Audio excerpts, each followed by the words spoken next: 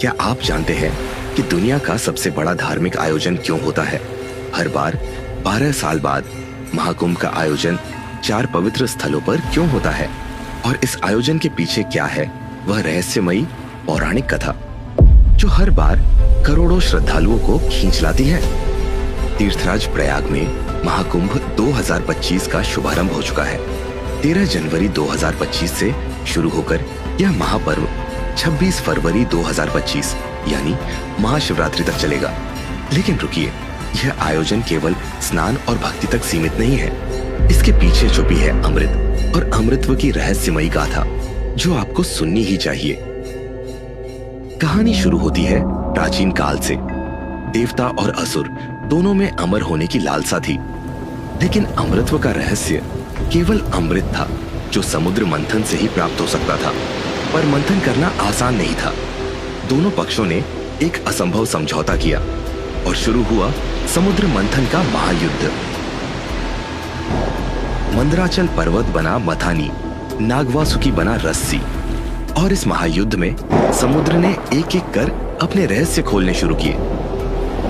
क्या क्या निकला समुद्र मंथन से? सबसे पहले निकला हलाहल विष, जिससे सभी कांप उठे।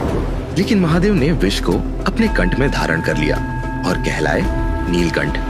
फिर क्रमशः निकले 14 अद्भुत रत्न, जैसे कामधेनु गाय, कल्पवृक्ष, देवी लक्ष्मी और आखिर में वह जिसकी सभी को तलाश थी, अमृत कलश।